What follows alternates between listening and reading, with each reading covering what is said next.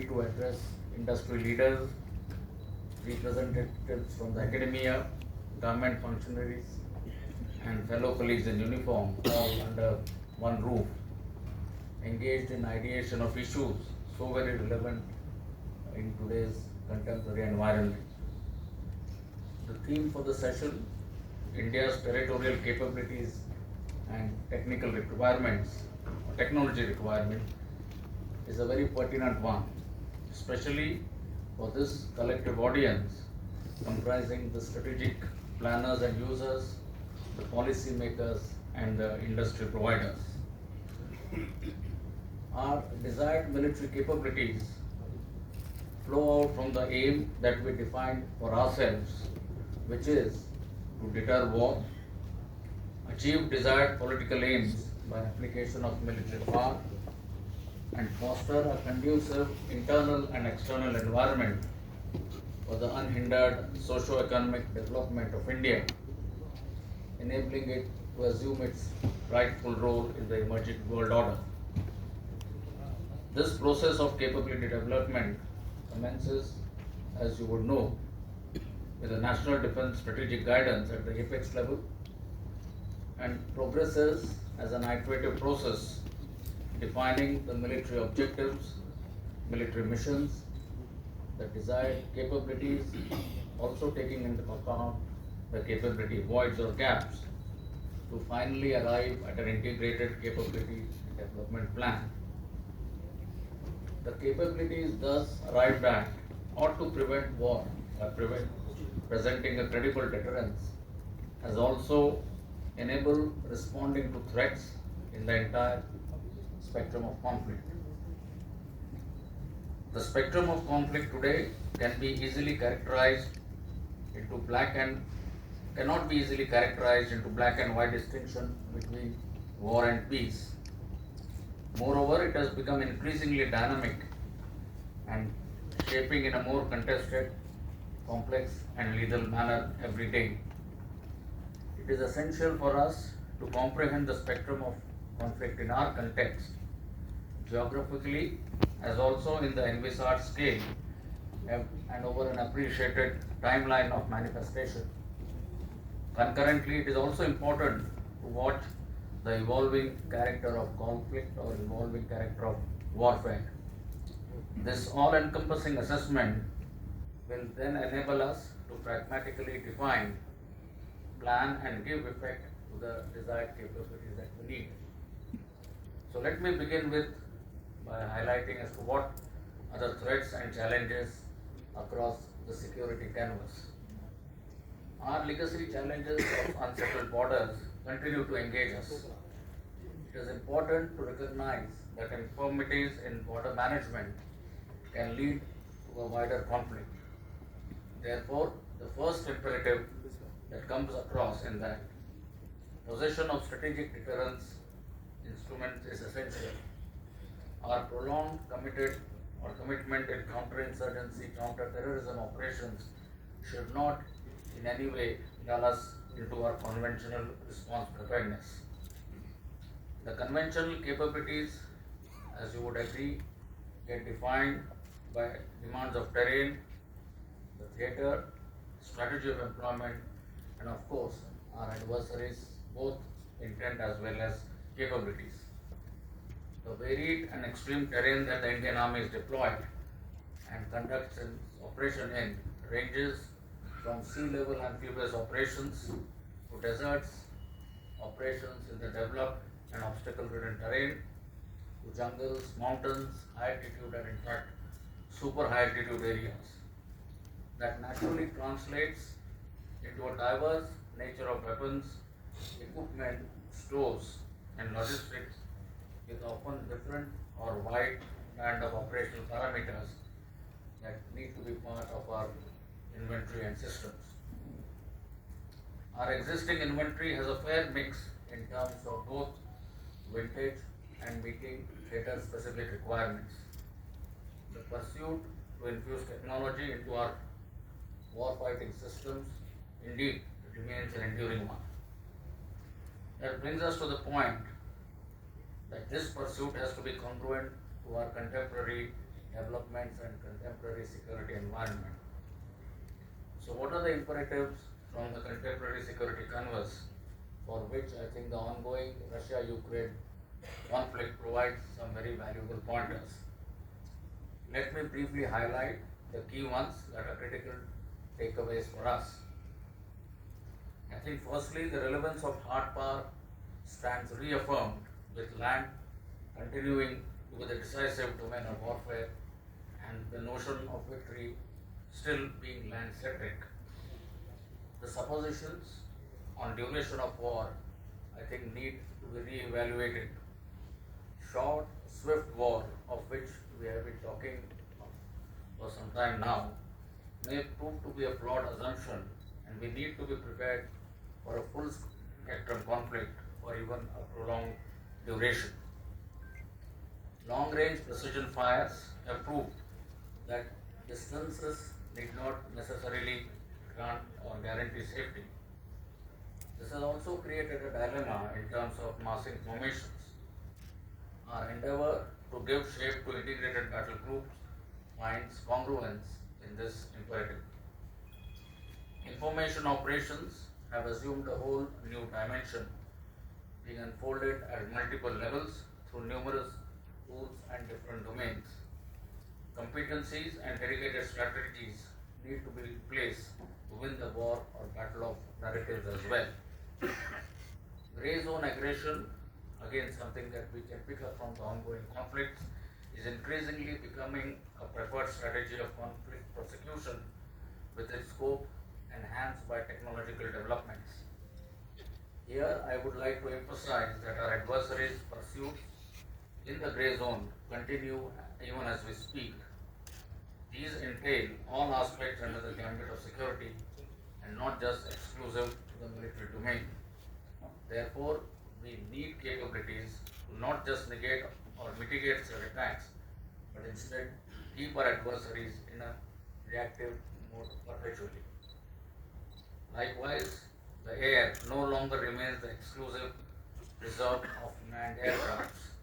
Proliferation of drones, loiter munitions, advanced shoulder-fired air defense missiles, and manned-unmanned systems have democratized the air littoral. Air superiority and even a favorable air situation, of which we were talking some time back, is indeed getting increasingly difficult to achieve. The sinking of Moscow with just 2 hits of anti-ship cruise missiles highlights that even in the maritime domain, weapon platforms are more vulnerable than ever to low-cost defensive systems. The permeation of technology into every domain of conflict has had the most profound impact on the emerging character of warfare. Disruptive and dual-use technologies are reducing the asymmetry and the conventional ratios.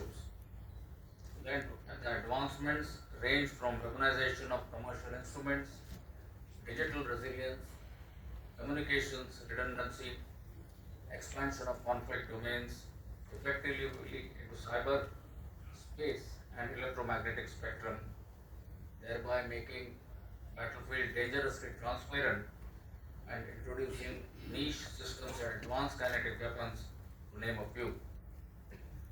Technology, I believe, has also emerged as a new strategic arena of geopolitical competition, with power plays focusing on technology denials. And I need not elaborate to a learned audience such as this in terms of what is being employed vis-a-vis our northern and what certainly in terms of technological denials, and what impact has it had or is going to have in its overall strategic posture. If these be the pointers for us, the most critical conclusion that we can draw ourselves is that self-sufficiency in critical technologies and investment in R&D is an inescapable strategic imperative.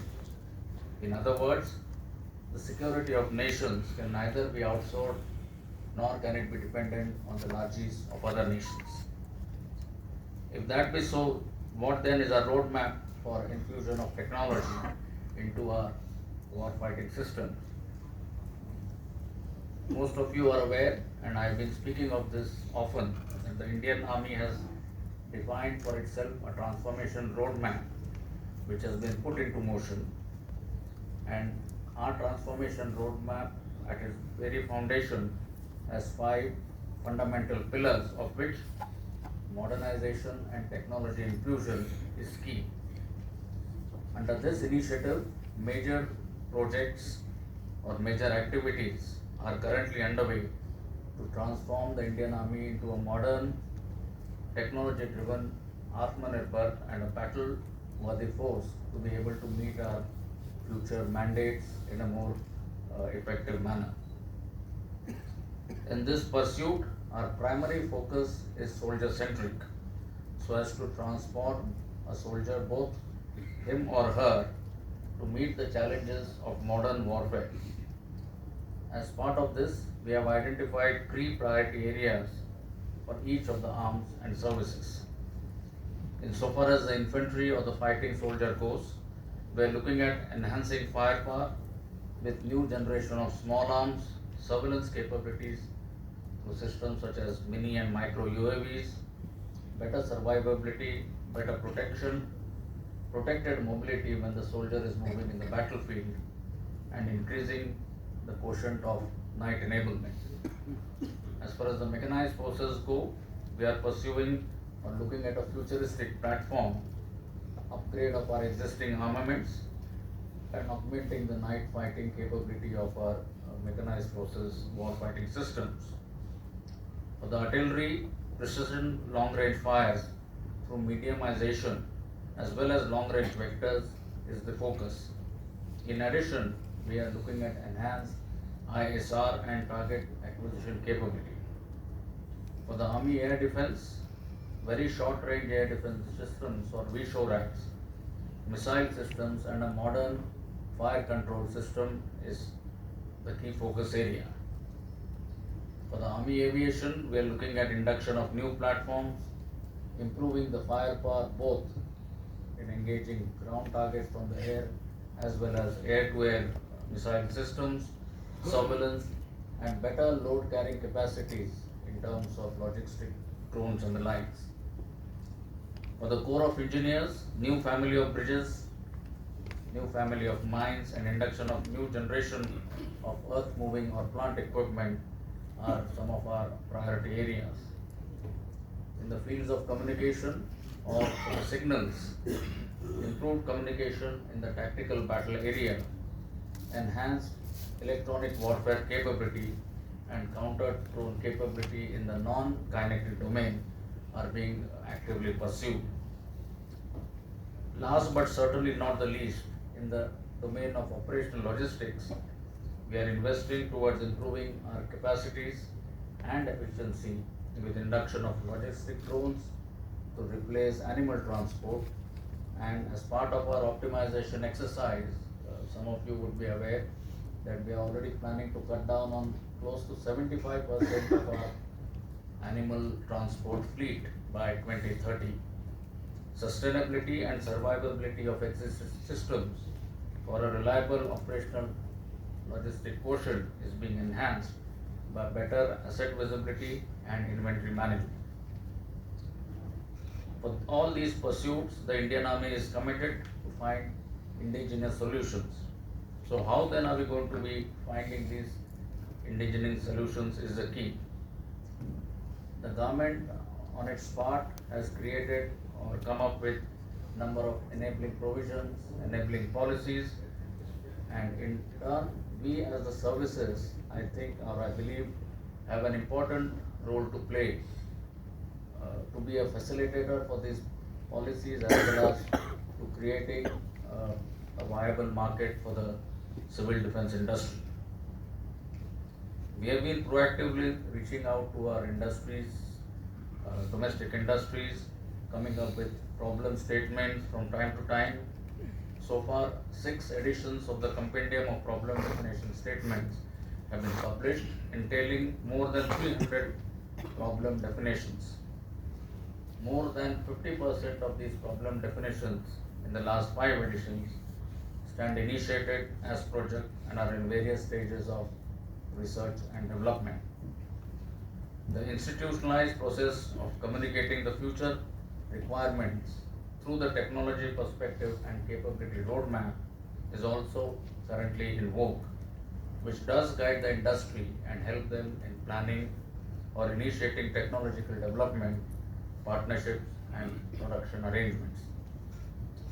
I believe it's my conviction that the Indian defense industry is rising up to the challenge, and the payoff are already beginning to fructify.